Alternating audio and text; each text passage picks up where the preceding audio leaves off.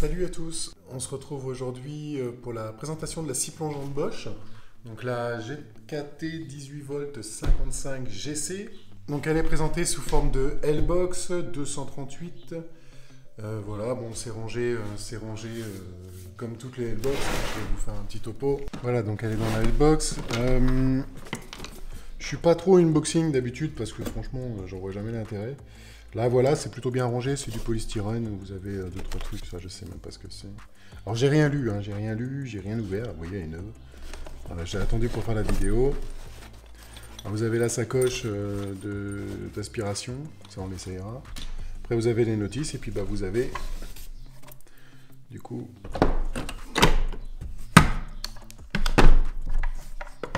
la scie plongeante. Allez, on se fait une petite présentation, on se reprend tout de suite.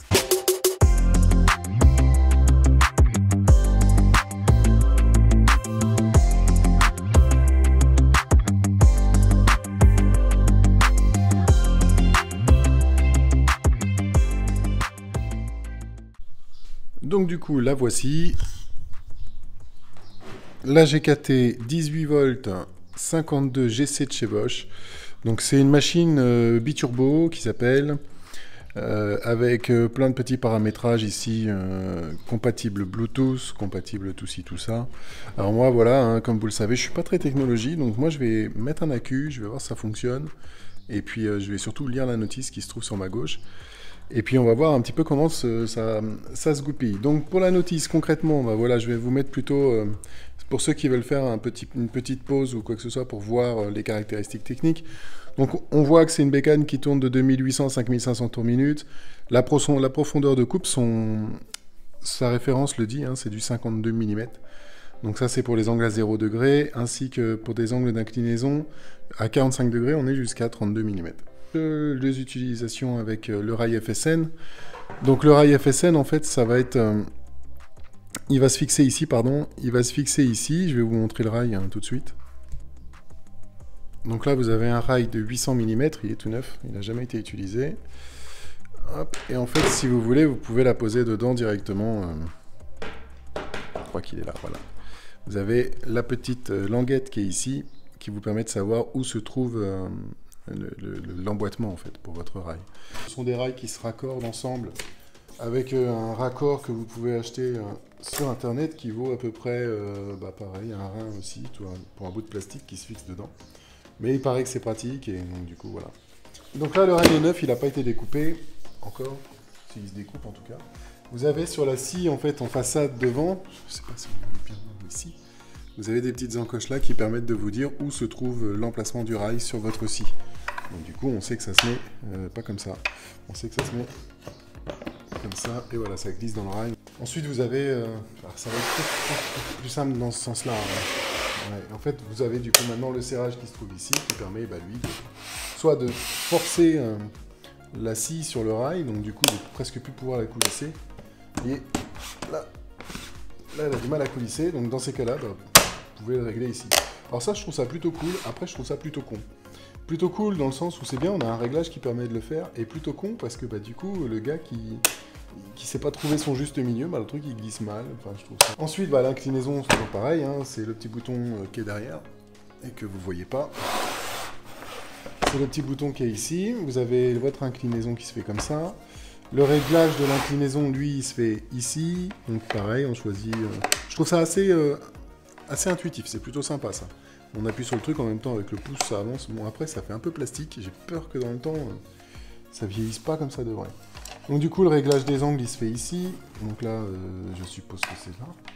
Alors je découvre avec vous, moi j'ai ouvert la boîte, j'ai pas cherché à comprendre encore. Regarde, on va le bloquer, ça on va faire plus simple. Est-ce que ça s'incline? Eh ben je vais pas avoir le choix que de lire la notice, ça me prie.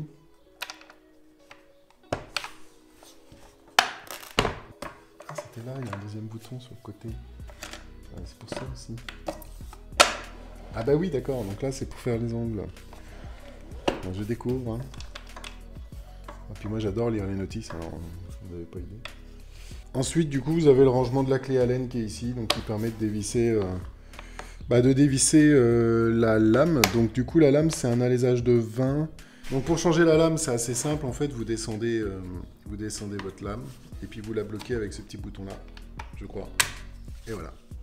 La lame, elle est bloquée à une position milieu. Vous avez le petit carré qui est ici qui permet de dévisser avec la petite clé Allen qui est fournie derrière. Puis bah, après, pour le remettre, c'est tout bête, hein, ça remonte tout seul.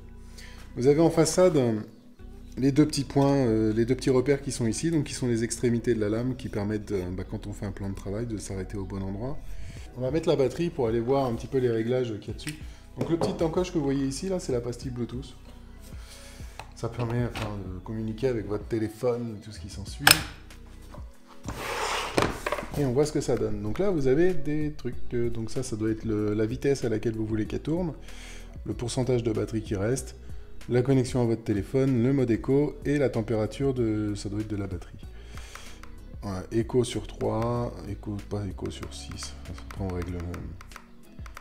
On va essayer tout ça. Bon, moi, va rester sur 6 hein, après par la suite. Et là, normalement, ça fonctionne. Donc là, on sent quand même qu'on a une machine dans les mains qui est pas dégueulasse parce que le freinage, il est vraiment royal, quoi. La lame, elle s'arrête vraiment toute seule. Comment ça se fait ? La lame, elle s'arrête vraiment toute seule. Je sais pas si vous allez entendre, je vais vous faire une petite démo de bruit au téléphone. Vous voyez, la lame, elle tourne, et puis quand on arrête le truc, c'est clac, ça s'arrête tout de suite. Il n'y a pas à attendre comme une vieille pauvre scie circulaire pendant 3 plans. Et je propose qu'on fasse une petite coupe de bois, histoire de voir un petit peu ce que ça donne. Alors, l'avantage quand même, il y a des avantages, il y a des inconvénients, mais l'avantage du rail FSN... Alors c'est un petit peu loin, mais l'avantage du rail FSN, c'est qu'en fait, il n'est pas très épais, il n'est pas très large, donc du coup, vous pouvez avoir vos serre-joints et une place minimum pour couper. Donc là, on va essayer de couper une petite lamelle, hein. On va pas faire quelque chose de très dynamique, mais voilà, on va essayer. Alors moi, j'ai des serre-joints qui vont avec pour le rail, donc on va les essayer aussi quand même. Voilà, donc du coup, on va essayer de les mettre, on verra bien ce que ça donne. Donc c'est des serre-joints qui coûtent quand même très cher, voire même très très cher pour des serre-joints. Mais malheureusement, les serre-joints Festool que j'ai moi, ils sont pas adaptables, les petits coquins. Donc du coup, vous n'avez pas le choix que d'acheter des serre-joints Bosch.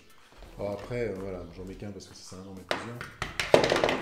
Voilà, donc là, le joint n'est pas coupé, donc normalement, je sais pas s'il se coupe, on va bien voir. Bon, c'est le premier essai que je fais avec. Hein. Donc du coup, on va la poser dessus. Là, elle n'a aucun mouvement en fait qui se fait de chaque côté, donc je sais que je suis bien. Si le joint va se couper une petite partie en tout cas. Donc là, elle coulisse plutôt bien dans l'ensemble. On met une aspiration.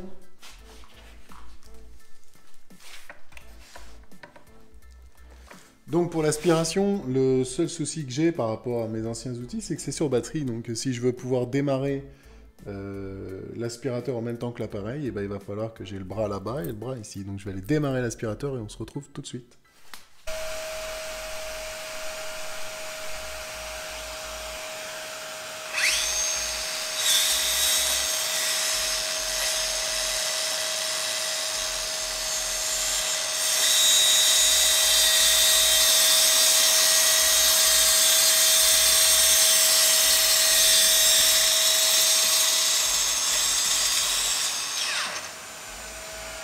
Donc là, je vais vous montrer une petite différence. Ça a été la coupe faite par ma scie chez Pache que j'avais avant.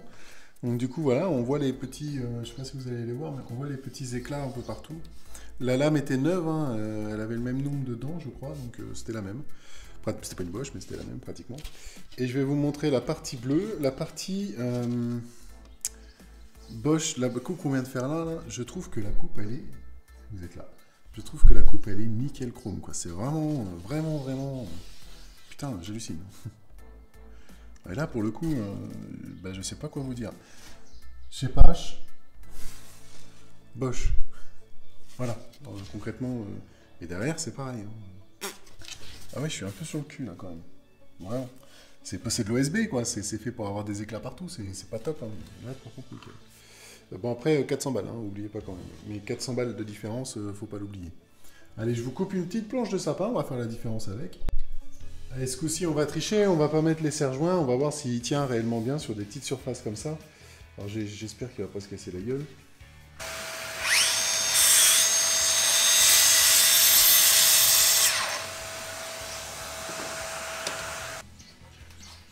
là, voilà, la coupe Bosch. Et bah franchement, les gars, putain, je suis sûr, hein. Eh, c'est tout lisse, comme si j'avais poncé au grain. C'est un truc de dingue. Ah, c'est top. C'est top, c'est top. Alors, je sais pas si vous avez remarqué, mais je trouve que l'aspiration, elle fonctionne plutôt pas mal dessus. Il n'y a pas réellement de poussière sur le rail, il n'y a pas de poussière sur la machine. C'est vraiment tip top. Après, voilà, on va essayer les différentes positions de vitesse avec le mode éco et tout ça. Donc là, on va avoir la... Donc là, elle est en vitesse 6, je crois, si je dis pas de bêtises. Ouais, elle est en vitesse 6. Alors, on va essayer de la passer en mode éco. Ça, je sais pas ce que c'est. On va voir. Il n'y a pas réellement de différence. En 6, on va la passer à 1 pour voir si on a une différence de vitesse. Ouais, il y a une sacrée différence de vitesse. On va la passer à 5 pour voir. Voilà, donc il y a vraiment une grosse différence de vitesse. Et le mode éco, bah, je sais pas ce que c'est. Ça tourne un peu moins vite, j'ai la sensation, mais par contre, voilà, ça fonctionne toujours. Donc du coup, bah, le niveau de la batterie n'a pas bougé, j'ai coupé 2 petites planches toutes pourries. Après, voilà, moi, le 4 ampères, elle tourne au maximum de son potentiel à 5500 tours minute avec une batterie de 5,5 mAh. 5,5 ampères-heure. Moi, le problème, c'est que j'ai que des 4, alors ça coupe suffisamment vite pour couper ce que j'ai à couper. Mais si vous coupez dans du plan de travail ou quoi que ce soit, investissez dans des 5,5 ampères Procore, parce qu'elles sont faites pour le biturbo. En quoi, en qui, j'en sais rien, mais c'est fait pour. Et puis voilà, donc moi, ça va être mon futur investissement, je pense, les batteries, même si ça me fait chier de payer aussi cher des batteries. Là, je vais pas avoir le choix, parce que si je veux commencer à l'entamer à l'extérieur, bah, il va bien falloir des batteries qui sont adéquates à l'outillage, quoi. Voilà, bon, c'était assez court. Moi, je vous l'ai déjà dit, je suis pas un mania du truc à présenter de l'outillage dans fond en comble. Alors, je sais pas faire, je sais pas comment expliquer les choses en général. Moi, la seule façon de vous le présenter, voilà, c'était de vous expliquer ce qu'il y avait de marqué sur la notice. Après, les accompagnements d'accessoires, faire un petit essai avec une batterie, et puis ça s'arrête à ça. Bon, après, vous avez les sacs d'aspiration. Le sac d'aspiration qui est là, qui se vide, il se vide avec une fermeture éclair ici. Enfin, tout ça, on est sur du Bosch, donc c'est classé en filtration assez sympa. Donc la poussière sort pas du tout hein, quand vous avez ça. Et voilà, c'est une super scie. Moi, franchement, j'ai l'impression que je vais kiffer parce que quand je vois les coupes qu'elle vous fait, enfin, c'est lisse, c'est bien coupé net, il n'y a pas d'éclat. Alors après, la lame, il joue beaucoup. Et puis c'est surtout que bah, j'ai l'impression d'avoir poncé en fait les extrémités de la coupe. Et je suis assez sur le cul quand même. Donc voilà. J'espère que ça vous aura plu. Puis bah, on essaie de se retrouver la semaine prochaine, certainement sur la sableuse. Voilà, donc ce sera par la suite une semaine de vacances derrière. Donc il n'y aura pas de vidéo après pour l'instant. Et voilà. Donc la semaine prochaine, on se retrouve peut-être normalement sur la sableuse. Je vous tiens au jus de tout ça. Je vous souhaite une agréable semaine. Et je vous dis à la semaine prochaine. Ciao!